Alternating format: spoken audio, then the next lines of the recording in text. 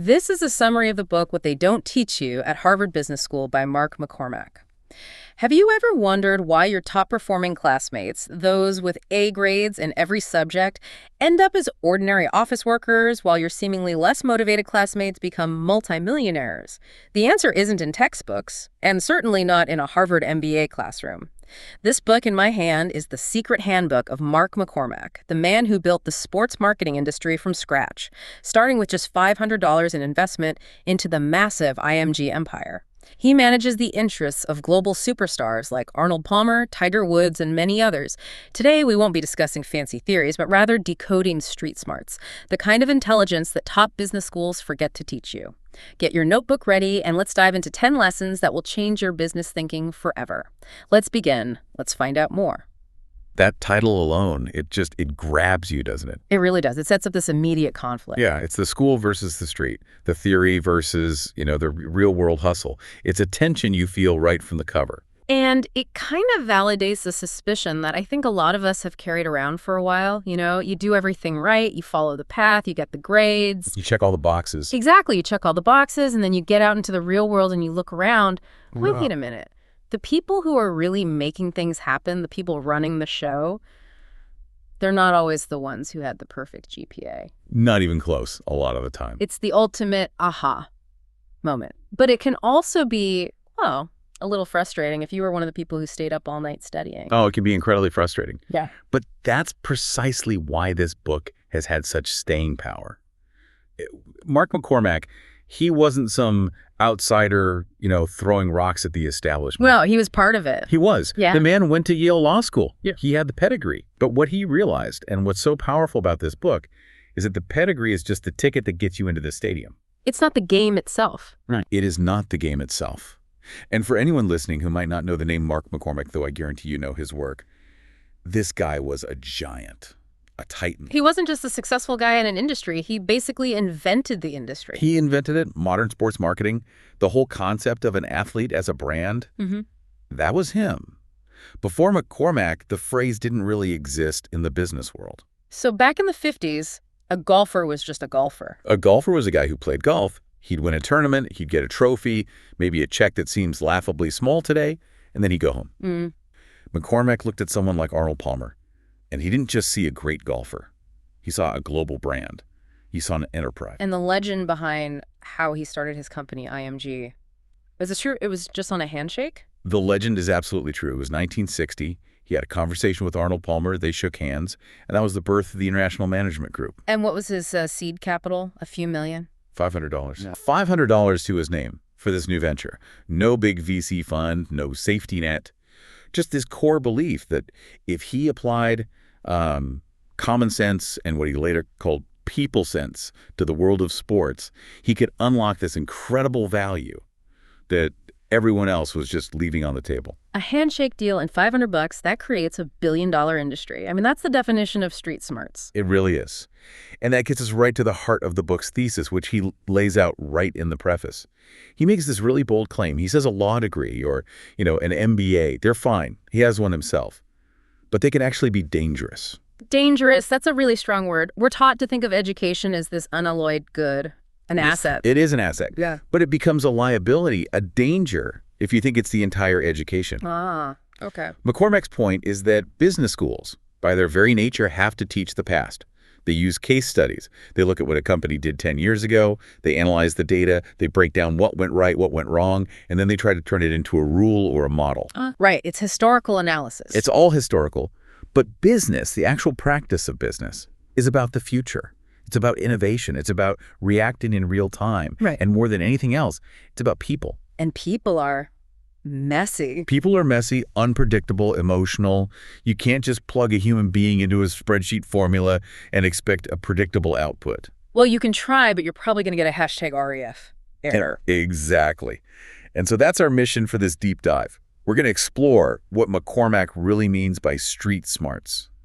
His definition is so simple. He calls it applied people sense. Applied people sense. I like that. It's not just having it, it's using it. It's the ability to use your intuition, your powers of observation, and a bit of psychological insight to get where you want to go. He even has this great line about how sometimes you have to, jump a few fences or go through the back alleys to get a deal done. I love that. The front door isn't always the best entrance. So let's start where he starts, with this Harvard delusion. He comes out swinging with this idea of the A student versus the C student. He does. He calls it, and this is a brutal term, the MBA learning disability. Woof. A learning disability. That's fighting words for a lot of people. It is, but he uses it to describe a specific thing he saw over and over again at IMG. He hired a lot of MBAs, top of their class, brilliant people on paper. The best and the brightest. The absolute best. But he noticed they often struggled with this real-life learning disability. When they would encounter a problem, or more importantly, a person, their first instinct was to try and fit it into a box. Into a cubbyhole, I think he calls it. A cubbyhole or a theoretical model they learned in a classroom. So they're in a tense negotiation, the other person is acting emotional, and instead of just reacting to the human being in front of them, they're mentally flipping through a textbook trying to find Chapter 7, negotiating with irrational actors. That is the perfect analogy. And because the real world almost never fits the textbook model perfectly, what happens? They freeze. They freeze. They get this analysis paralysis because the right answer isn't in the book. They can tell you exactly what went wrong in a case study from 1982, but they can't navigate the complex human emotions of the present moment. And he contrasts this with a story, right? The parable of the two friends. Oh, this is the classic. It's such a great illustration of the point. Set it up for us. Okay, so you've got two friends. Yeah. They run into each other on the street. It's been 25 years since they graduated. The classic reunion scenario. Exactly. So friend A, he was the star, top of the class, straight A's, the guy everyone voted most likely to succeed. The valedictorian. The valedictorian. Friend B, on the other hand, he was not an intellectual heavyweight. Let's just say he was a solid C student, the kind of guy who just scraped by, maybe wasn't the most motivated, academically speaking. So a guy you hung out with because he was fun, not because he helped you with your calculus homework? Precisely. So 25 years pass. Friend A, the genius, is now an assistant branch manager at a bank. He's doing okay. Respectable job, nice suit. Living a comfortable, predictable life. A very comfortable life. Right. But friend B, the C student, he's multi-millionaire, owns his own massive company, pulls up in a fancy car. And of course, friend A is just completely mystified. This brings all the rules of the world he was taught to believe in. It defies all logic for him. So he has to ask, he says, how? How did you do it? What's your secret? And the answer is the whole point of the story. It is. Friend B gives this incredibly, almost comically simple answer. He says, it's easy. I find an item, I buy it for $2, and I sell for $5.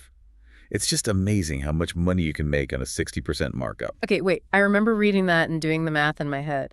Buying at $2 and selling at $5. That's a $3 profit on a $2 cost. That's 150% markup. It is? His math is completely wrong. And that is the punchline. Yeah. Because friend A, the A student, the MBA, his brain would have short-circuited on the math. He would have immediately stopped him and said, excuse me, but your calculation is incorrect. That's actually 150% markup. He would have been obsessed with the procedural accuracy. He would have been obsessed with being right about the formula. But friend B, he couldn't care less about the formula. He doesn't care if it's 60% or 150%. He just knows he's making a ton of money. Wow. That is such a brilliant, subtle point.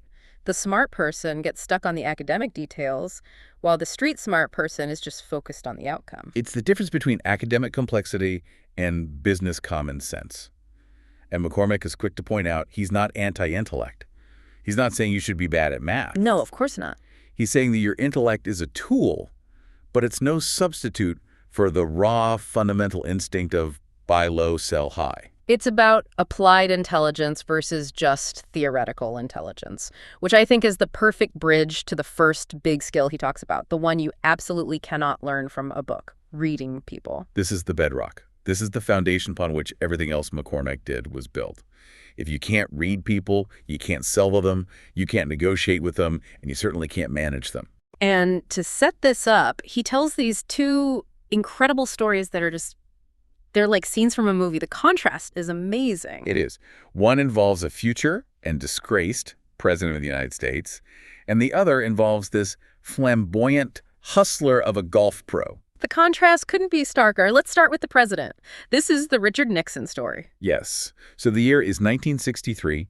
McCormack is in Paris for the World Cup of Golf. At this point, you have to remember, Richard Nixon is in the political wilderness. Right. He'd lost the presidency to JFK in '60, lost the California governor's race. He was kind of a political has-been at this point. Exactly. He's just a private citizen, a lawyer, and McCormack happens to run into him twice over the course of a few days. The first time is at a golf club, and the second is at a formal black-tie dinner. Now, you'd think a career politician like Nixon, I mean, his entire job is reading rooms and connecting with people. You'd assume he'd be a master of this. That's the logical assumption. So at the golf club, Nixon has a chat with Gary Player, the famous South African golfer. McCormack is standing nearby, observes the whole thing. Then a few days later at the dinner, he watches Nixon have a chat with Arnold Palmer. And he notices something. He notices something that he said sent a chill down his spine. What was it? Nixon used the exact same script, word for word, the same 5 or 6 sentences, the same opening pleasantry, the same joke, the same question about the golf course, the same handshake and exit line. It was like he just pressed play on a cassette tape in his head. Wow. He wasn't having a conversation. He was performing a monologue. Precisely. McCormack said it was like Nixon wasn't talking to real flesh and blood human beings.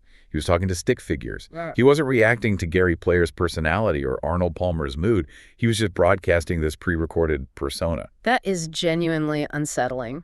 It's so robotic. And McCormack's immediate takeaway was not just that he was awkward. He identified it as a deep, profound insincerity and phoniness.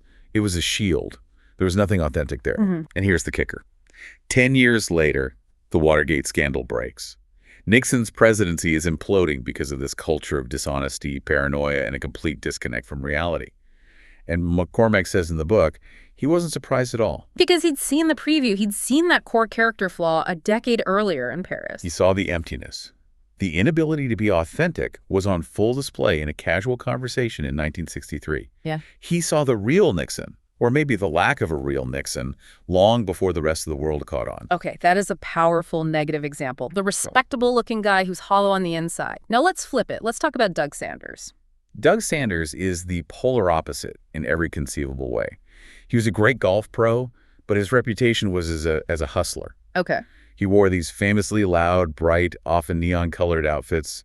He was a notorious gambler. He hung out with let's say, a fast crowd. In today's corporate world, he's the guy your compliance department would flag with 100 red alerts. He is the definition of looks like trouble. Yes. But McCormack did a deal with him, a simple exhibition match. And true to form, it was a handshake deal. No lawyers, no contracts, just, okay, Doug, you play the match, and you owe IMG the commission. A lot of trust there, given the guy's reputation. What happened? About a week later, McCormack is back in his office, going through a stack of mail, and he finds this plain, white, unmarked envelope. No return address, no company letterhead, just his name on it. That sounds a little ominous. He opens it up, and it's just stuffed with cash, loose bills. No note, no check, just a wad of cash. Just cash. But here's the important part. He counts it. And it is the exact commission amount that Sanders owed IMG, down to the last penny. You know, it's funny. An envelope full of cash usually screams shady. But in this context, it's almost the opposite. It's the opposite. Think about the character that action reveals. Sanders didn't wait for an invoice. He didn't try to get clever with accounting. He didn't delay the payment. He went back to his hotel room. He personally counted out his own cash, put it in an envelope, and mailed it. His actions were totally incongruous with his reputation. His actions, despite the shady packaging, revealed absolute rock-solid honesty and integrity. He said he would pay, and he paid. Immediately. So the lesson from these two stories is the guy in the perfectly pressed suit might be the phony, and the guy in the loud pink pants might be the most honorable person you'll ever do business with. That's the lesson. You have to learn to look past the corporate persona. Everyone puts on a mask for a meeting. Everyone knows how to smile and shake hands and say the right things. McCormack says you have to read the real self underneath. And that a person's true nature doesn't really change from situation to situation. It doesn't. Nixon was phony in a casual chat in Paris, and he was phony in the Oval Office. Sanders was a straight shooter about his debts, whether it was a golf bet or a business commission. So this is the million-dollar question then. How do we actually do this? You know, most of us aren't dealing with future presidents on a regular basis. How do you apply this in a normal office setting? He has this concept, aggressive observation. Aggressive is such an interesting word choice there, isn't it? It is. It sounds almost confrontational. But he doesn't mean it that way. He doesn't mean you should scare people down until they get uncomfortable. He means active. It means you have to be working just as hard when you're listening as you are when you're talking. So it's about being fully tuned in, especially when other people are tuning out. That's it, exactly. And he says the most valuable, most truthful insights don't happen during the official meeting. They happen in what he calls the fringe times. Fringe times. I like that term. What does that mean in practice? It's everything that isn't on the official agenda. It's the 2 minutes before the meeting starts, when people are grabbing coffee and making small talk. It's the walk from the conference room to the elevator after the meeting ends. It's the shared Uber ride to the airport. Why are those moments so much more revealing than the meeting itself? Because that's when the game face comes off. During the PowerPoint presentation, everyone is performing. They're projecting the image they want you to see. But on the walk to the elevator, that's when you might see the CEO let out a huge sigh and slump his shoulders. Or a subordinate makes a little sarcastic joke under their breath. Exactly. You see who's genuinely confident and who's just faking it. You see the real team dynamics. It's like seeing behind the stage curtain after the play is over. And McCormack puts a lot of weight on visual cues during these fringe times. He talks about the classic waiter rule. Oh, this is one of the most reliable character tests in existence. I try to use this one all the time. It feels so telling. It's incredibly telling. You're out for a business lunch, watch how your potential partner treats the waiter, or the receptionist at the front desk, or the valet. These are people they don't need anything from, in a business sense. There's no strategic advantage to being nice to the busboy. None at all. Yeah. So if your guy is incredibly charming and deferential to you because he wants your business, but then he snaps his fingers at the waiter or is rude and condescending because his water glass is empty, that tells you everything you need to know. It tells you his kindness is a tool. It's transactional. It's a performance. It tells you that deep down he has a massive ego and zero patience. And you can bet your last dollar that the second your business deal hits a snag, he is going to treat you exactly the way he treated that waiter. That is such a crucial piece of intel. He also talks a lot about the eyes. He seems to believe the eyes are the real tell. He does. He says people learn to control their words. A good liar can sound very convincing. People can even learn to control their body language, to sit up straight and project confidence. But the eyes are much harder to command. He talks about watching for when someone's eyes glaze over. The 1,000-yard stare. Yeah. Yes.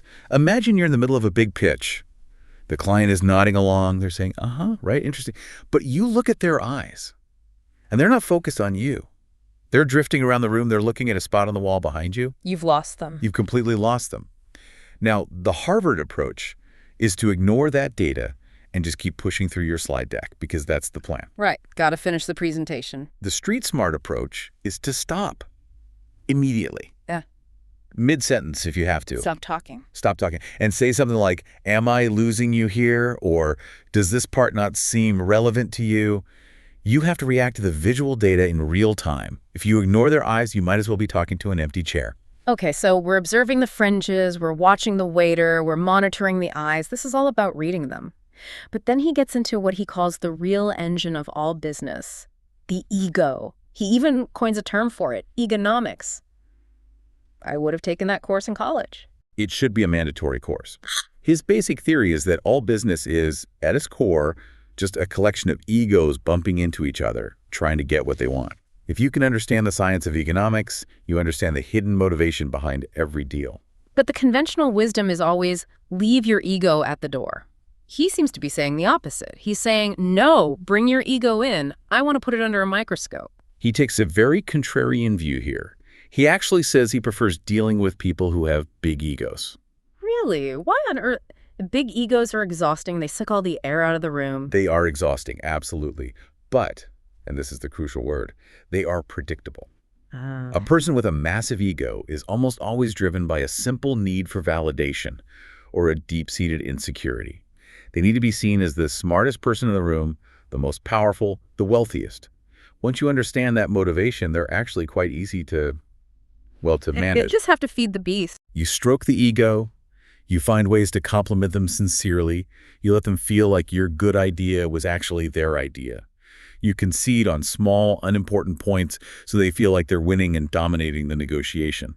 If you can just suppress your own ego for a bit, you can guide a big ego almost anywhere you want him to go. So the loud, boastful person is actually the easier negotiation. Who's the really dangerous one then? The weak ego. The weak ego. What does that person look like in a business setting? The weak ego is the person who is pathologically terrified of making a mistake. It's often the middle manager who's more concerned with not getting fired than with actually achieving something. They have very low expectations for themselves and for the deal. And they won't give you a straight answer. Never. They won't say yes, because that involves taking a risk and being held accountable. But they won't say no either, because that might create conflict. So they're the ones who say, this is very interesting, let me run it by the committee, and then you never hear from them again. That's them. They vacillate, they hide, they try to disappear. And McCormack warns that these are the most dangerous people in business for one simple reason. They waste your most precious, non-renewable resource. Time. Your time. You could spend 6 months nurturing a deal with the weak ego, thinking you're making progress, only to discover they never had the authority, or, more importantly, the courage to pull the trigger in the first place. That makes perfect sense. The person shouting about how great they are, okay, I can work with that. The person who's hiding under their desk and avoiding my calls, that's the real problem. That's the deal killer. So the street smart strategy is to identify the ego type as quickly as possible. If it's a big ego, you stroke it. If it's a weak ego, you have to pivot. You have to make them feel safe, minimize the perceived risk for them, or, if you can, find a way to bypass them and get to the real decision maker. Okay, so that's all about reading them. But then McCormack flips it and talks about controlling how we are read. He calls it creating impressions. And he has this one rule that I found so simple but so profound, the I'm Mark McCormack rule. This is a great piece of advice, and it shows a surprising amount of humility from a guy who was, let's be honest, a legend in his field. His rule was to always assume that the person you're meeting doesn't know who you are.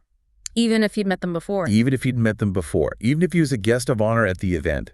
He would walk up to someone, stick out his hand and say, "Hi, I'm Mark McCormack." Why do that? Is it just being polite? It's more than that. It's strategic. Yeah. He's instantly creating a comfort zone. Think about it.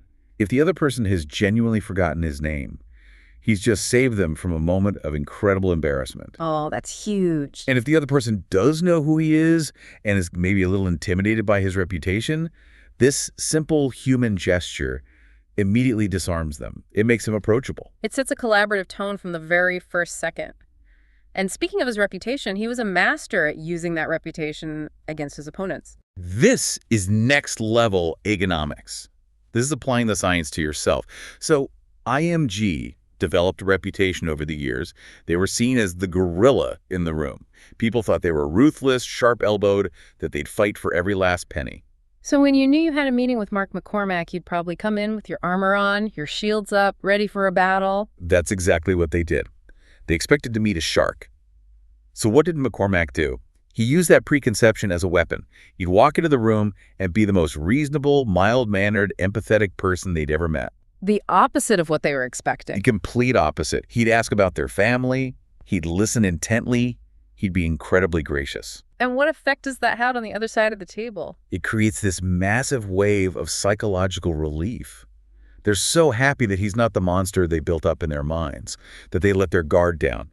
He said they'd often agree to his terms simply because they were so relieved that the interaction itself was pleasant. That is absolutely brilliant. It's like playing good cop, but you're playing against your own legend. He called it doing the opposite. If they expect you to come in with a hard sell, you just listen.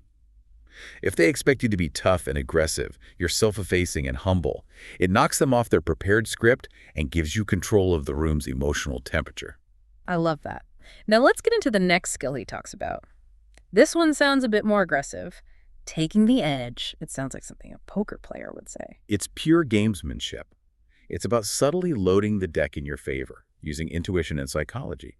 And one of the most powerful ways to take the edge, according to McCormack, is through a skill that most people lack: discipline. Specifically, the discipline to wait. Patience, the hardest virtue. Extreme patience, and the ability to absorb bad news without reacting emotionally. He tells this incredible story about the football star Herschel Walker to make this point. Okay, lay out the scenario for us. All right, so Herschel Walker is the biggest star in college football. He wins the Heisman Trophy. Every single agent on the planet wants to sign him. IMG pursues him hard. They think they have the inside track, that they're going to get him. And then the phone rings. The phone rings with bad news. Walker has signed with a rival agent. Ouch. That has to be a devastating blow. You lose the biggest potential client of the decade. It's a massive gut punch. Now, what would most agents do? They'd react emotionally, they'd panic, they might badmouth the competitor to the press, say things like, oh, they're crooks, Walker made a huge mistake. They'd get angry, they'd burn the bridge. It's a very human reaction. Rejection stings. It does. But McCormack gathered his team, and he told them one thing. Discipline yourselves. Do nothing. Wait. Wow. He had a hunch, an intuition, that the deal Walker signed with a competitor was built on a shaky foundation, and he knew that if he and his team reacted with anger or bitterness, they would only validate Walker's decision to go with someone else. Huh. So they did the opposite. They sent Walker a note congratulating him. They stayed friendly. They kept the door wide open. Then what happened? 12 months later, almost to the day, the deal with the competitor fell apart spectacularly. And who do you think was the first person Herschel Walker called? Mark McCormack. Mark McCormack. Because IMG was the only firm that hadn't made him feel bad or foolish. They had played the long game. So by having the discipline to do nothing, he won everything. By waiting, he won.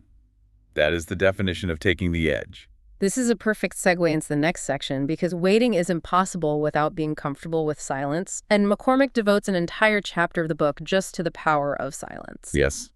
And if there is one single practical technique that people listening can take away from this whole deep dive and use tomorrow in a meeting, it's this. Learn to embrace the silence. We are so terrified of silence, aren't we? Especially in business. A 3-second pause in a conversation can feel like an eternity. It feels like a failure. And we feel this overwhelming compulsion to fill it. We'll make a joke, we'll repeat ourselves, we'll comment on the weather, anything to break the tension. And McCormack says that compulsion is a weakness. It's a weakness that a master negotiator can exploit. The technique is incredibly simple. You ask a direct, probing question.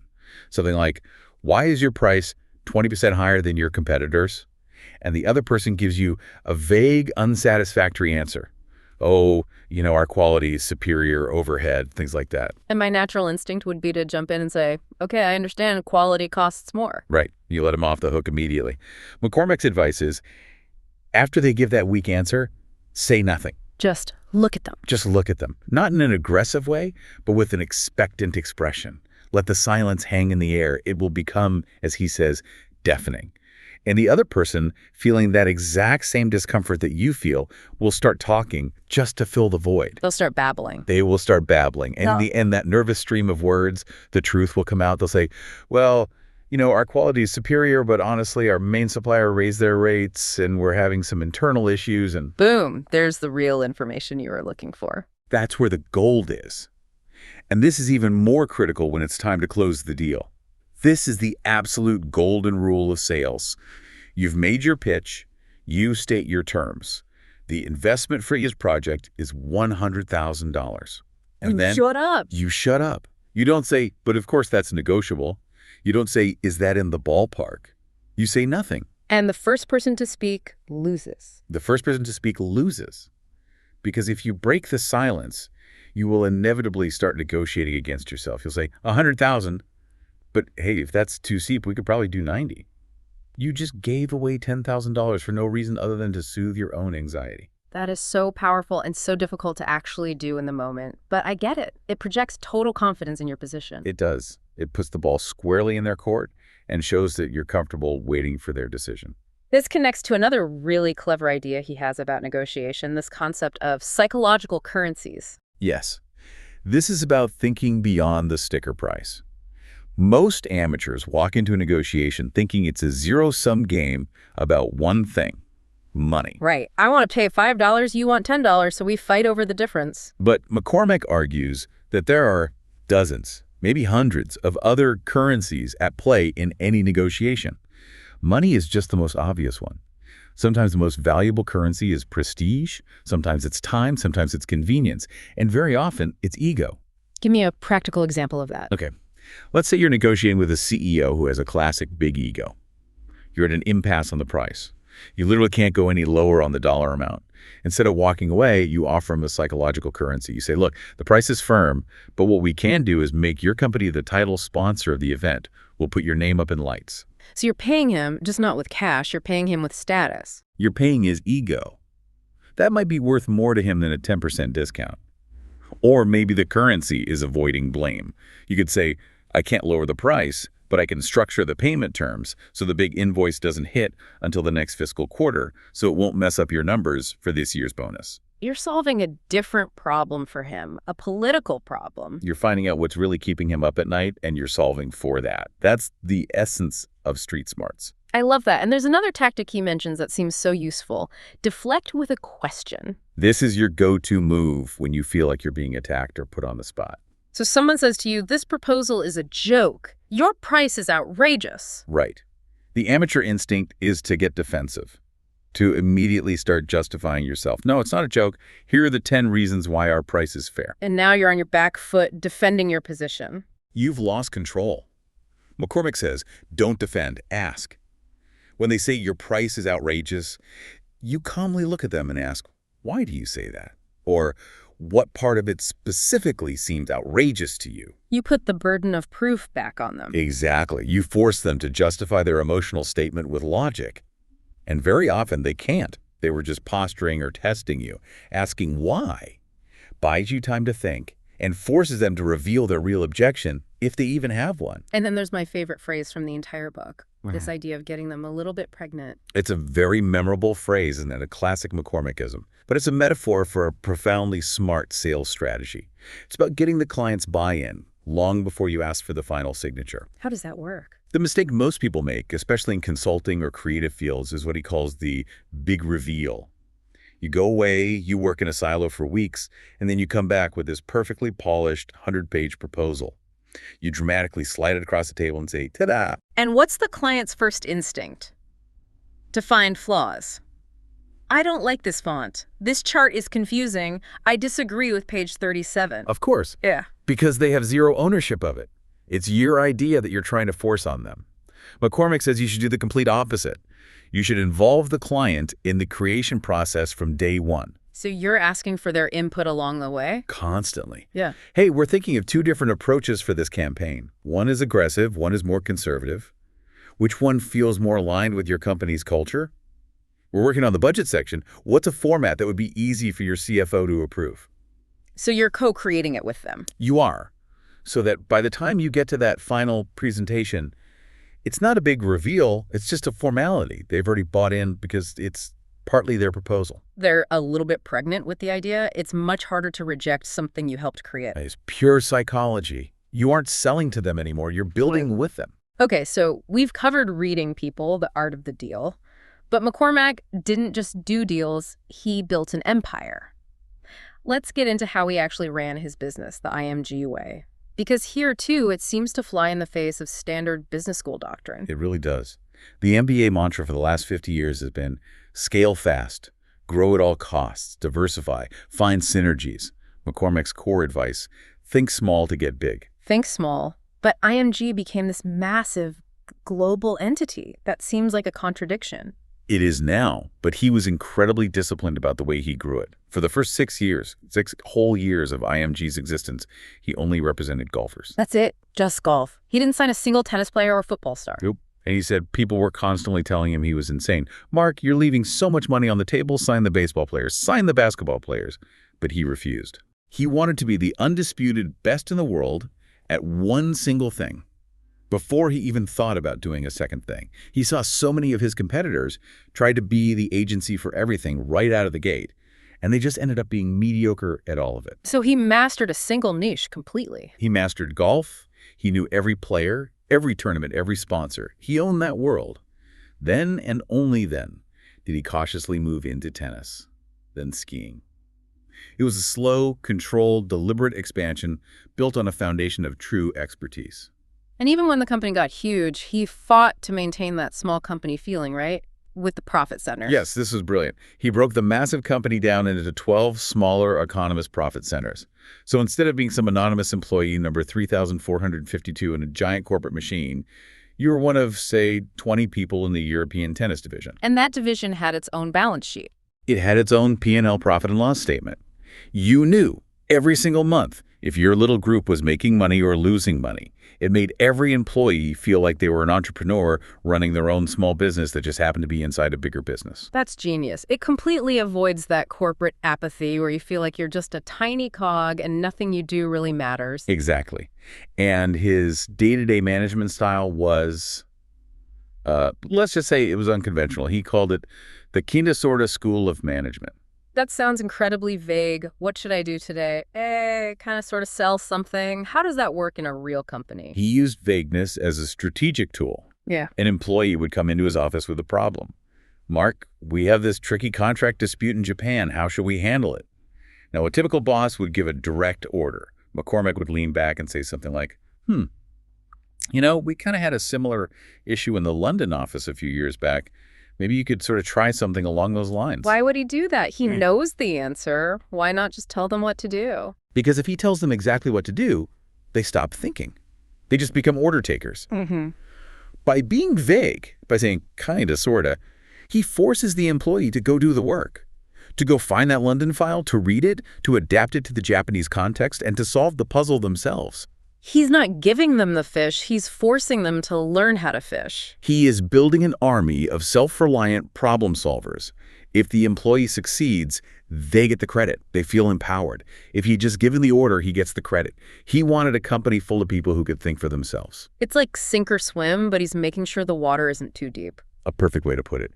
And he combined this with a very clear hiring philosophy. Hire people smarter than you. That's a classic piece of advice, but it's one that a lot of people with big egos find very hard to follow. Incredibly hard. But McCormack lived it. He knew he wasn't a tennis expert, so he hired the world's foremost tennis expert. He didn't know how to produce a television show, so he hired the best TV producers. He was never threatened by their expertise. He leveraged it. He knew his own unique skill was the street smarts, the deal-making, the people reading. He didn't also need to be an expert in tax law. He knew his lane and he stayed in it. He did. And in terms of running the office, he had a fierce allergy to formal meetings. He was a huge believer in meeting in hallways. Oh, I wish every CEO believed in this. The amount of time wasted in pointless meetings is staggering. McCormack figured that about 90% of all necessary business information could be exchanged in a quick 2-minute chat in the hallway or by the coffee machine. Formal meetings, he said, just encourage posturing. People feel the need to prepare a PowerPoint, to add value, to sound smart. It's theater. Hallway chats are about action. They're about action. Did you close that deal? Yes. Great. What's next? Done. Move on. But there's one struggle every successful founder faces. The hardest thing to do. Letting go, delegation. Ah, yes. He called it the math of delegation. And he admitted he had to learn this the hard way. He breaks it down like this. It might take you 5 minutes to do a simple task yourself because you're an expert at it. Right. It might take you 5 hours to properly train a new employee how to do that same 5-minute task. And the immediate temptation is always just to do it yourself. It's faster. I don't have time to train them. That is the trap that keeps so many entrepreneurs small. Because McCormack says, yes, it costs you 5 hours today. But if you make that investment, you never have to do that 5-minute task ever again. Over the course of a year, that 5-minute task you do every day adds up to dozens of hours. If you don't make the initial investment in training, you never escape. You just become the bottleneck, the busiest person in the company doing everyone else's 5-minute jobs. That is a tough pill to swallow when you're in the thick of it. But the math is undeniable. You have to invest your time to buy back your freedom. That's it. And that brings us to the end, to the mindset behind it all. He calls it the inner game. McCormack spent his entire career surrounded by the world's greatest champions. He saw what made them tick. The champion's mindset. He did. And he said he discovered this strange paradox of success, both in business and in sports. The better you think you are doing, the more worried you should actually be. Because complacency is the real enemy. Complacency is the ultimate killer. The exact moment you think to yourself, I've made it, I'm the best at this, my company is untouchable, that is the precise moment you start to lose. Because you stop doing all the little things that made you successful in the first place. You stop observing aggressively. You stop listening to the silence. You stop taking those hallway meetings. You stop hustling. You get comfortable. And in business, comfortable is a very dangerous place to be. So the key is to stay hungry, to almost manufacture a little bit of healthy paranoia. And to focus on impressing the right audience. He ends the book with this really provocative thought about Wall Street and public perception. He saw so many CEOs make terrible long-term decisions just to make their quarterly numbers look good for stock analysts. They were chasing the grade again. They were chasing the A on the report card from Wall Street. McCormack's final piece of advice is, stop trying to impress stock analysts. Stop trying to impress your peers at the country club. Start trying to impress yourself. Are you doing things because they look good on a chart or because, in your gut that they're the right things to do for the business? That's the question. It's a powerful one to end on. This whole book, it seems like Mark McCormack's street smarts aren't just about business tactics. They're about a way of seeing the world more clearly, without all the filters of ego and academic theory and convention. That's it, exactly.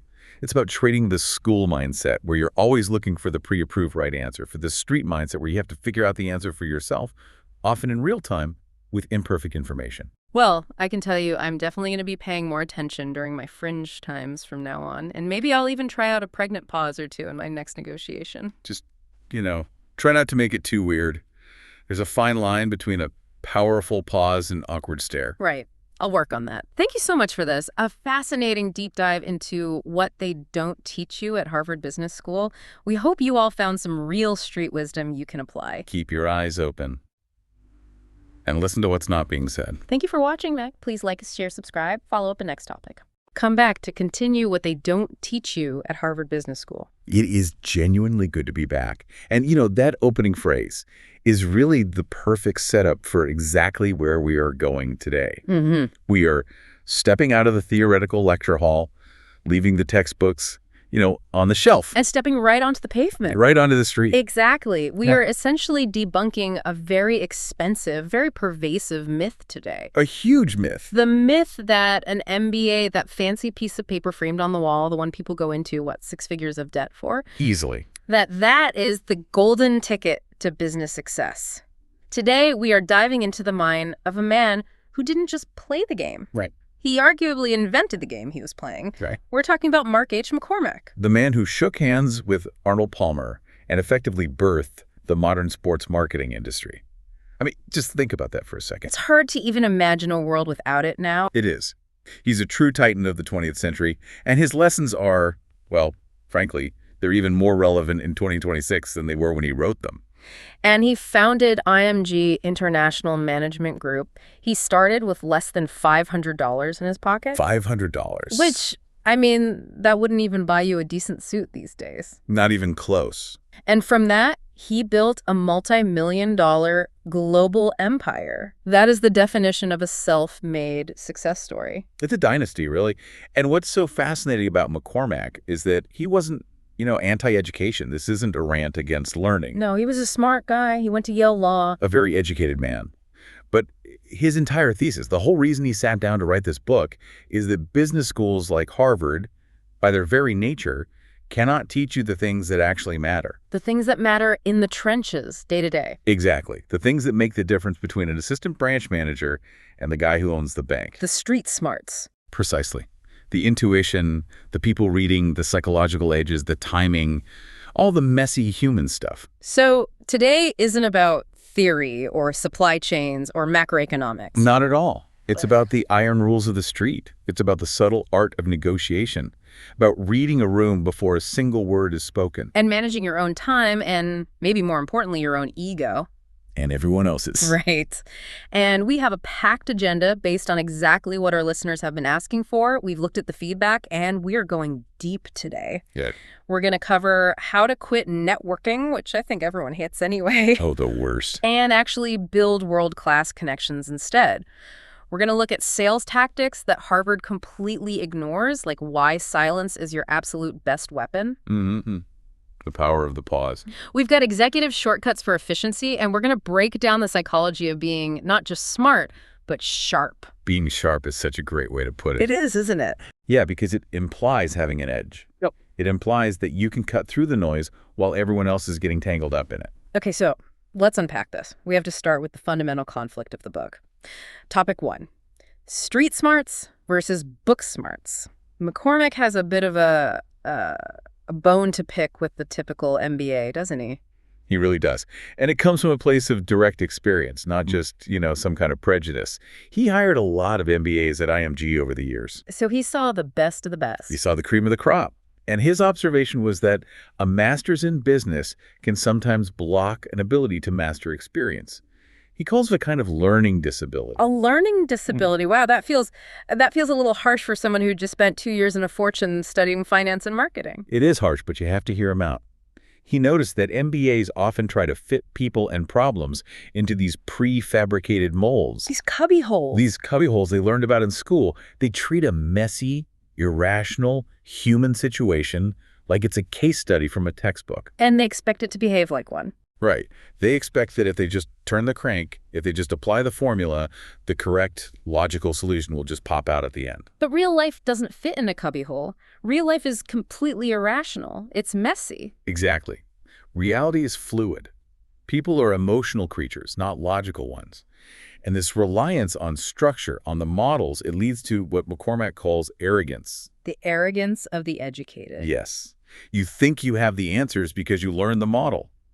But the best lesson you can learn from business school is realizing what they can't teach you. Which brings us to his first iron rule, experience over theory. He has this great story in the book that I think perfectly illustrates this gap. Oh, I love this one. About two friends meeting up after 25 years. It encapsulates the whole philosophy of the book. So you have to picture this. You have two guys. One friend was the class valedictorian. Top of the class, brilliant on paper. Understood every complex economic theory. Probably corrected the professor a few times. 25 years later, they meet up. The valedictorian is an assistant branch manager at a local bank. A respectable job. Respectable, sure, but he's watching the clock.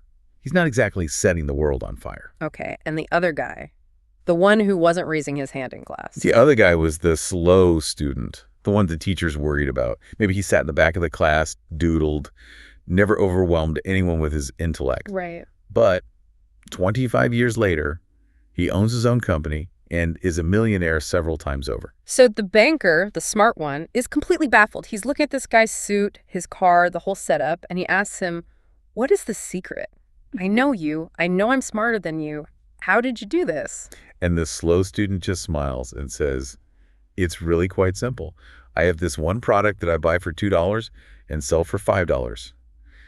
It's amazing how much money you can make on a 60% markup. Wait a second, hold on. Buying for $2 and selling for $5. The math there is way off.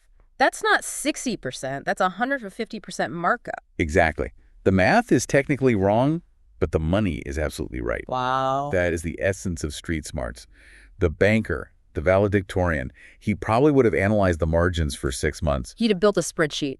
A beautiful spreadsheet. He would have realized the supply chain was imperfect, worried about the 60% figure, and completely missed the market opportunity. While the slow student was just out there making money. The slow student just knew that selling for $5 is a lot better than buying for $2, period. It's results over rigor. It's action over analysis paralysis. It's about knowing what actually counts at the end of the day. It's about reading the reality of the situation, not the theory.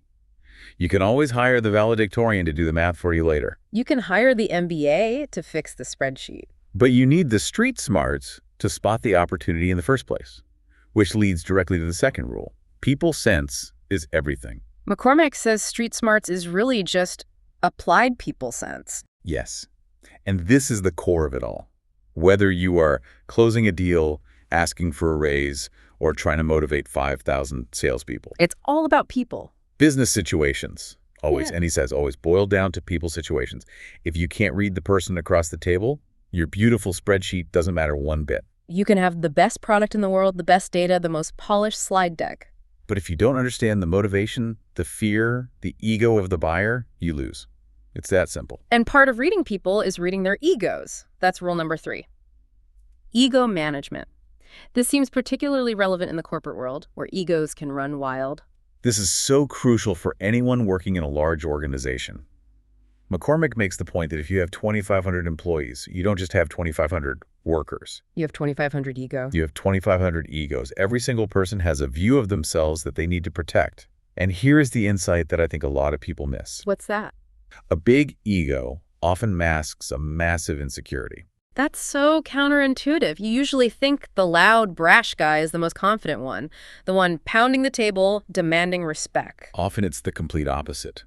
The bluster is a shield. They're loud because they're afraid of being ignored. They're demanding because they're terrified of being seen as weak. Exactly. Conversely, a small ego doesn't mean weakness. McCormack notes that some of the most effective, most dangerous business people are incredibly low-key. They don't need the credit. They just want the result. They're happy to let you think it was your idea as long as the check clears. So how do you deal with the big ego in the room? Do you fight fire with fire? Do you try to dominate them? No, that's the classic mistake.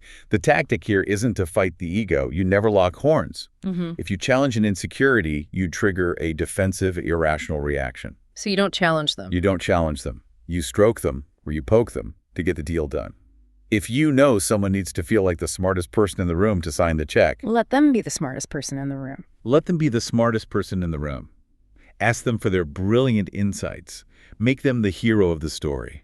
So you're essentially manipulating the ego to get the result you want. I wouldn't even call it manipulation so much as it is removing friction. If their ego is the roadblock, you just grease the wheels. Yeah. You aren't changing who you are. You are adjusting your approach to fit the human being who holds the keys. If stroking their ego gets the contract signed, you stroke the ego. It costs you nothing and it gains you everything. Okay, and the fourth iron rule is flexibility and innovation. I love the quote he uses here about Thomas Edison. Oh, this one is an all-timer. If Thomas Edison had gone to business school, we would all be reading by larger candles. That is just fantastic. It's so funny, but it's also a really serious critique of institutional learning. It highlights the central problem with school thinking. Business schools are condemned to teach the past. They teach case studies of what has worked. They analyze history. But true innovation, the light bulb moment, requires feeling around the fringes, testing the edges, doing what hasn't worked yet. Street smarts is about being comfortable in that unknown zone where there is no case study to guide you. That's where the real money is made. So if we accept that we need to be street smart, the core skill, the thing that underpins all of this, seems to be this people sense. We need to go deeper here. McCormack talks about being not just smart, but sharp. Sharp or keen. I like that word, keen. Yeah. And the foundation of being sharp is, without a doubt, reading people. McCormack actually outlines a plan for this, but it heavily focuses on two things: listening aggressively and observing aggressively. Aggressively is such an interesting word choice for listening. Usually we think of listening as a passive activity. You just sit there and let the sound hit your eardrums while you wait for your turn to speak. And that's how most people listen. For McCormack, it's an active sport. It requires energy. Listening aggressively means hearing what they're actually saying, not just the words they are telling you. Reading between the lines. Reading the pause.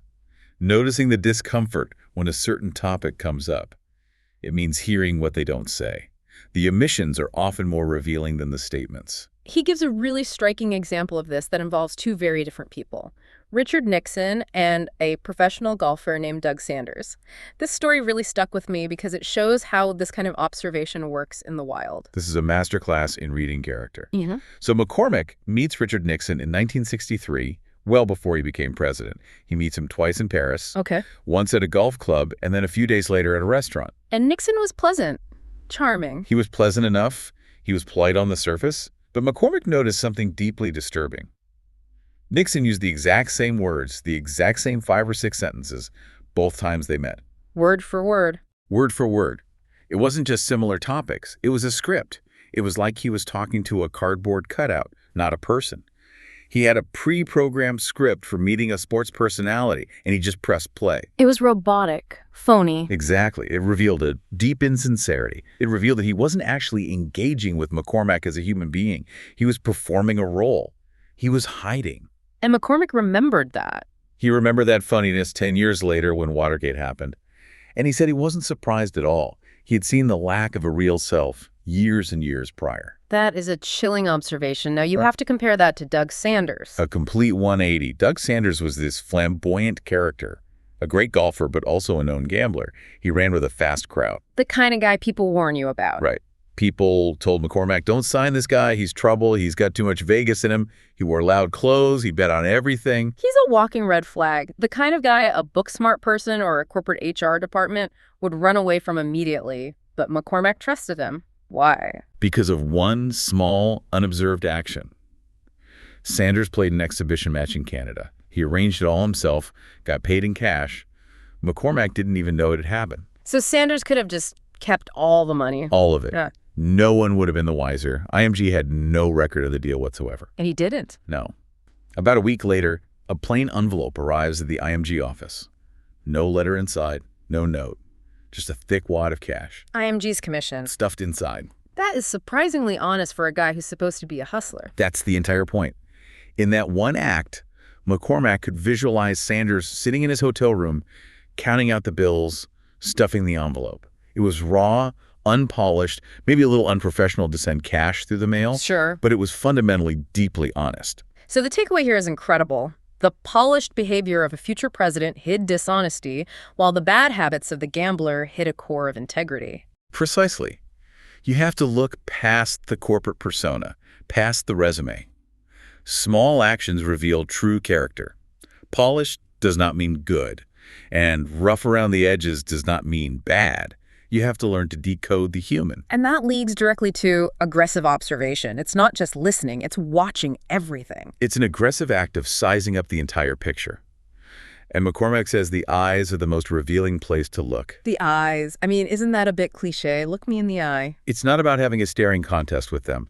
It's about looking at the right time and at the right people, especially in a meeting. He says, don't just watch the person who is speaking. Watch the people who aren't speaking. That's where the real story is. Watch the eye contact between the members of the opposing team. Oh, that's good. Because the speaker is rehearsed, they're performing, the audience isn't. Exactly. If the vice president of sales keeps glancing over at the quiet analyst in the corner every time a number is mentioned. You know who the real decision maker is? Or at least who the numbers guy is. You know who has the real power, or who that VP trusts. You can see who's bored, who's nervous, who is seeking approval from their boss. The entire dynamic of power in that room is written in those tiny, fleeting glances. If you are only looking at the person with the PowerPoint clicker, you are missing half the movie. You're missing the whole subtext. And he also talks about fringe times. This is one of my favorite concepts in the whole book. The idea that the meeting isn't the real meeting. Explain that. The fringe times are the moments when the game face slips. People can keep up the act during the formal presentation. They have their slides, they have their suit, they have their script ready. They're on stage. But you need to watch them before the meeting starts, when they're getting coffee. Watch them while they're packing up their briefcase to leave. Watch them in the elevator. Watch them when they think the camera's off. That's it. That's when you see the real person. How do they treat the waiter at lunch? How do they treat the airline clerk when their flight gets canceled? He mentions the executive who abuses a waiter. That's such a classic red flag. It's a definitive character test. If an executive screams at a waiter or a ticket agent, someone who has zero power to fight back, that tells you everything you need to know about how they handle power and stress. It tells you they are a bully. And that eventually, when the chips are down in your deal, they will try to bully you. Oh. You can't trust someone who kicks down. It's an iron rule. So you're reading all these little clues to get an edge. McCormack calls this taking the edge. Taking the edge is the gamesmanship of business. It's about loading the deck in your favor, using all this intuition you're gathering. And a big part of this is the difference between acting and reacting. Okay, break that down for us. If you react, you are following someone else's script. Yeah. You lose control. If they say something to make you angry, and you get angry, They own you. They own you. They're pulling your strings. But if you act, even if you are acting angry, you maintain control. You're choosing the emotion as a tactic. He uses the famous Khrushchev shoe-banging incident as an example. This is a great historical context, but how do you apply it to a business meeting? So you have Nikita Khrushchev at the UN pounding his shoe on the table in a rage. It looked like he'd completely lost his mind. It looked like he was out of control, a madman with nuclear weapons. Which is terrifying. But a photographer noticed something absolutely fascinating. As Khrushchev was pounding away, he was still wearing both of his shoes. Wait, what? He had the third shoe. He brought a spare shoe specifically for pounding. No way. That changes the entire narrative of that moment. Completely. It was pure calculation, not reaction. He decided, I'm going to make a scene to intimidate these people. And he came prepared with the prop. That is taking the edge. He was managing the room's perception of his own volatility. It was theater. Pure theater. And that is what McCormack means. You choose your reactants. You don't let them be chosen for you. That is hilarious and frankly terrifying. It's, it's so theatrical.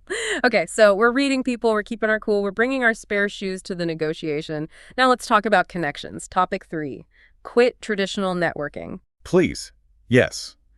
McCormack would tell you to throw away the whole idea of working a room or collecting a stack of business cards. That shallow transactional stuff. It's garbage. It's a waste of time. It doesn't work. He says make friends, not contacts. It sounds cliche, doesn't it? Almost like something you'd see on a greeting card. But he backs it up with a hard, undeniable truth of business. Which is? All things being equal, people buy from a friend. But here's the kicker, the part people forget. All things being unequal, people will still buy from a friend. That's the key. That is the entire game right there. Even if your product is slightly more expensive or slightly less perfect, if they like you, if they trust you as a friend, you win. Exactly. People do business with people they like. So the tactic is to build genuine relationships.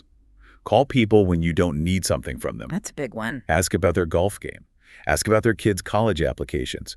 Be a human being first and a vendor or a colleague second. If you only call when you need a favor, you aren't a friend. You're a nuisance. You're an obligation. You're just another email they have to deal with. McCormack actually admits he failed at this in the 70s. It's pretty rare for a CEO to admit this kind of mistake in a book like this. It shows his humility. Yeah. He did. He lost clients because he stopped hanging out on the golf tour. He got too busy being a CEO in an office, and he stopped being a friend out on the road. And other agents swooped in. They swooped in, took the young Callan out for dinner, became their buddies, and just stole the business right out from under him. He realized you cannot delegate friendship. You can't hire someone to be a friend for you. No, you have to put in the time yourself. So you have to put in the time. He also talks about a couple of subtle tactics for this: mentorism and confidants. This is a really clever way to bond with people, especially powerful people. Ask someone for advice. He calls it mentorism. Why does that work so well? It flatters them. It shows you respect their judgment. More importantly, it creates a bond where they feel invested in your success. If I ask you for advice on my career and I take that advice, you now have a psychological stake in me doing well. Because my success proves that your advice was good. Your ego is now tied to my outcome. It's brilliant. And becoming a confidant. How does that work? That means sharing a little bit of your own vulnerability so they feel safe sharing theirs. It has to be reciprocal. You have to open the door first, just a crack. He gives that great example of feeding golf tips to David Foster, the chairman of Colgate. Right. It's such a perfect small illustration of the principle. He knew Foster loved to one-up the guys at his ad agency. Foster wanted to be the guy with the inside scoop. So McCormack would feed him inside info from the pro golf tour. Oh, by the way, Arnold Palmer is tweaking his swing this way. Foster would then use that nugget to look smart and connected in his meetings. And he loved McCormack for it. Of course he did. McCormack made him look like an insider. It's a small thing, but it cemented their relationship. It wasn't about a contract. It was about making him feel good. One strategy I found really forward-thinking is what he calls the STAR strategy. This feels almost like investing in stocks, but for people. That's a perfect analogy. This is about spotting talent early, identifying the stars in other companies before they reach the top. McCormack has a great line for this. What is it? Your contemporaries today will be running companies tomorrow. So if you make friends with the junior VP today, You have a direct, friendly line to the CEO in 10 years. while everyone else is trying to get past the gatekeeper. Exactly. Most people only try to network up. They try to get to the person who is currently in charge. But that person is busy, they're guarded, they are besieged by people asking for things. But the junior VP is hungry. The junior VP is hungry and open and remembers who is good to them on the way up. Build the bridge now and you can walk across it later. It's a long game, but it pays the highest dividends. And the final point he makes on networking is a simple rule. Sell one-to-one. You mean avoid the group sales pitch? He says to avoid it like the plague. McCormack absolutely hated selling to a group or a committee. Why? I mean, it seems efficient. You get everyone in the room at once. Because when you present to a committee, you aren't really selling your product anymore. You are becoming a prop in their internal office politics. So one guy asks a really tough, aggressive question just to look smart in front of his boss. Exactly. Or someone on the committee shoots your idea down simply because it wasn't their idea. Where the quiet guy who hates the loud guy votes no on principle. just to spite him. You completely lose control of the dynamic. You can't read 10 egos at once. He says, find the key decision maker, get them alone, and build a real connection one-on-one. Isolate the decision. That's powerful advice. Speaking of selling, let's move to topic 4. Sales tactics that Harvard never taught. Okay, this is the meat and potatoes. And it all starts with a fundamental philosophy shift. Go on. Effective selling is doing the buyer a favor. That's a huge mindset shift. I think a lot of people, especially people who don't see themselves as salespeople, feel like they're imposing. I'm sorry to bother you, but if you truly believe in what you have, you are not imposing. You are solving a problem for them. If you truly believe your product will help them, you have a moral obligation to sell it to them effectively. Yeah. But the tactics are where it gets really interesting. Okay. The single most powerful weapon in sales, according to Mark McCormack, is silence. Bite your tongue. He compares it to fishing with a net. You cast the net out there, and then you have to wait. You have to be patient. Once you ask for the order, once you say, so, are we ready to move forward? You must shut a fee. And that silence is so painful, it feels like an eternity. Your brain is screaming at you to say something. It's excruciating. Our natural human instinct is to fill the void, to smooth things over. But you have to resist. You have to let the fish swim into the net. Because if you keep talking, You talk past the sale. You talk yourself right out of it. You introduce new variables, new doubts. You sound desperate. The first person to speak after the ask is made usually loses the negotiation. and he warns about overselling after you get the yes. Yeah. This is such a classic rookie mistake. Oh, it's so common. You get the yes, the deal is done, and then the nervous salesperson keeps talking about all the features. And it also does this, and we can add that. And suddenly the buyer starts thinking, wait a minute, is this more complicated than I thought? Did I miss something? Why are they still selling me on this? You are literally talking them into buyer's remorse before they've even signed the paperwork. It's self-sabotage. It is, McCormack says. The moment you get the yes, you immediately change the subject. Talk about sports. Talk about the weather. Yeah. Ask about their kids. Lock in the decision and move on. Don't give them a single second to reconsider. Get the signature and get out of the room. That's the pro move. Okay, I love this next phrase. Get them a little bit pregnant. It's a memorable image, isn't it? It means getting the buyer involved in the creation of the idea you're selling them. How do you do that in practice? You solicit their opinion early and often. You say things like, we were wondering if we should structure the proposal like X or like Y. What do you think? Would it be better for your team if we emphasized this feature over that one? Yes. Even if you already know the answer, you ask them. You let them contribute. You let them feel a sense of ownership.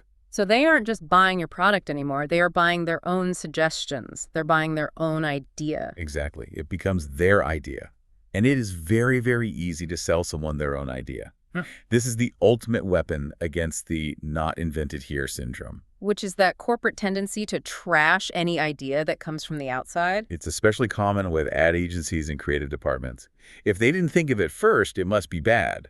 So your job is to make them think they did think of it. Or at least that they shaped it in a crucial way. You massage their ego to get the sale. You let them put their fingerprints all over the clay. He also mentions a specific stratagem called the feel-a trick. This sounds like something out of a spy movie. It's a brilliant, if slightly sneaky, negotiation tactic that the sportswear company Fila used on him. What did they do? They would ask the same question to different branches of McCormack's company. They'd call the London office and ask, what kind of media rights does Bjorn Borg usually give in a deal? Then they asked the New York office the same question. Then the Tokyo office. And because global communication wasn't instantaneous back then, they'd get slightly different answers from each. Right.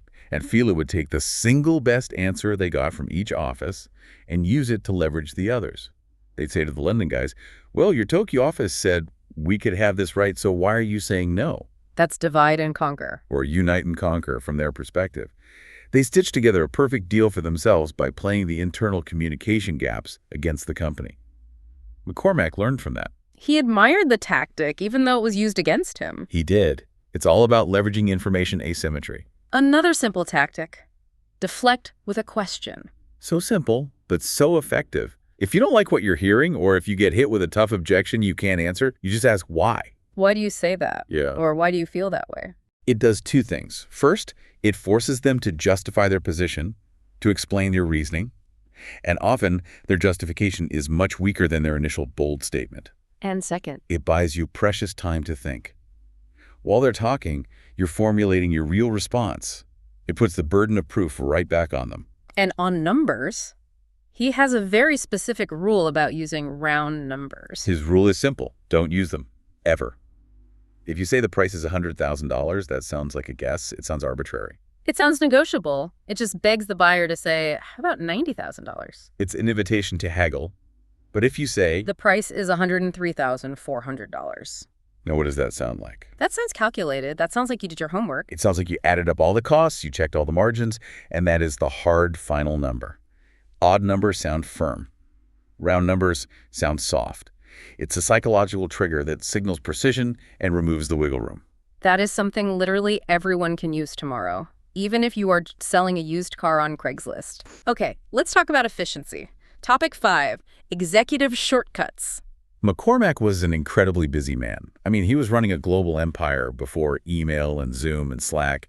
His time management had to be legendary. He calls one of his core principles split some seconds. It's all about precision. If you say you will call it 10:00 a.m., you call it 10:00 a.m. exactly, not 10.05 and not 9.55 either. Why not early? Isn't early good?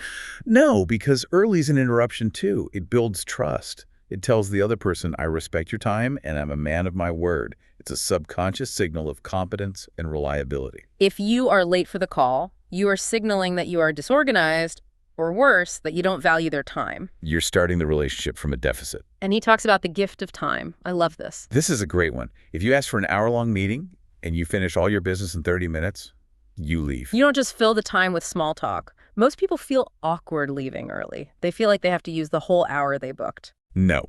Give them back 30 minutes of their day. The executive on the other side of the table will love you for it. They are drowning in back-to-back meetings. Be the one person who gives them a lifeboat. They will remember that. They will take your call next time because they know you won't waste their life. Brevity is a competitive advantage. Speaking of meetings, he has some great hacks for them. Well, his first hack was to not have them at all. He preferred management by walking around. Just catch people in the hall. Exactly. Get 90% of the information you need in a spontaneous 2-minute chat rather than a formal 1-hour sit-down with an agenda. But if you absolutely must have a meeting, he says to schedule it at an odd time, like 10.15 instead of 10.30. And why does that work? Because if you say 10.30, people drift in at 10.35. It feels loose, approximate. But if you say 10.15, it sounds specific. It sounds urgent. People tend to be more punctual with odd times because they assume there must be a specific reason for it. Right. It commands more respect. And he has the Rune Arledge exception. Ah, yes. Rune Arledge, the legendary head of ABC Sports and News, a brilliant man. A genius. Yeah. But terrible with time. He would keep people waiting for hours. It was part of his power dynamic. So what do you do? Do you get angry? Do you storm out and say, my time is valuable too? Most people would. Their ego would get bruised. Yeah. McCormack has said, no, that's a losing strategy. Know who you are dealing with. If you have a meeting with Rune Arledge, you just leave your entire afternoon blank. You bring a book. You bring a book. You expect to wait. Yeah. You don't fight gravity. You adjust your own schedule rather than getting ulcers over his bad habits. Exactly. It's back to reading people. If you know he doesn't respect time, don't expect him to. Use the waiting time to prepare. Don't let your ego get played by his. There's one communication hack I found hilarious and a bit devious. Dictated, but not read. The old rubber stamp. Yeah. It used to be very common on letters from senior executives. What's the tactic there? I mean, on the surface, it just seems rude. It is rude. And that's the point. It's aggressive. It implies, I'm so important and so busy that I don't even have time to check this letter I'm sending you. So why would you use it? McCormack suggests using it to send a trial balloon, a particularly aggressive message or a tough proposal that you're not sure about. Because it gives you plausible deniability. Exactly. Well, if the recipient gets angry and calls you on it, you can say, oh my goodness, my secretary must have misheard me. I didn't mean to say it that harshly at all. You know, I didn't read it before it went out. you can blame the process. It's a way to test the waters with a threat without fully committing your own reputation to it. It's dirty, but it's effective. That is pure street smart gamesmanship. Finally, he has this great piece of advice on career advancement, the international division. This is a golden nugget for any corporate climbers listening. McCormack says if you want to move up the ladder quickly, get yourself into the international division. And why is that? Because most Americans, and this is his quote from his time, are chauvinistic. They ignore the international markets. They think the only important business happens domestically. They all want to be in the New York or Chicago headquarters. So the international division is less crowded with ambitious people? It's less crowded, and it's often where the most exciting growth is happening. It's the easiest place to look like a star by skimming the cream of the global market while everyone else is fighting for scraps in the saturated home office. That feels incredibly, incredibly relevant for 2026. The world is only getting smaller. Absolutely. If you can prove you can handle different cultures, different time zones, different market dynamics, you become indispensable. You become the person who understands the whole global picture while everyone else is just looking at their own backyard. So we've covered a lot of ground today. We've talked about the psychological edge, the power of silence, the art of making friends, not contacts, these incredible efficiency hacks. What does this all add up to? It all adds up to what McCormack calls the inner game. The business paradox. The business paradox is this: the better you think you are doing, the more you should worry. Complacency, the ultimate enemy. Complacency is the enemy. McCormack believed that true champions are never satisfied. If you are sitting there at your desk thinking, I've made it, I know everything, I have the MBA, I have the title, you are already losing. Because someone else is out there reading the fringes. Exactly. Someone else is hungry, someone else is listening aggressively, someone else just noticed the CEO glance at the intern when the budget was mentioned. Someone else is spotting the third shoe under the table. Someone else is out there buying for 2 and selling for 5 and not worrying about the spreadsheet. So the provocative thought for you, our listener, to take away today is this. Are you relying on your credentials to save you? Are you relying on the book smarts and the standard operating procedure that everyone else is following? Or are you actively observing the reality across the table? Are you looking at the eyes, or are you just looking at the spreadsheet? Because that spreadsheet can't tell you if they are bluffing. That is the question. And that is where we leave it today. Thank you for watching, Fear. Please like, share, subscribe, follow up in the next video.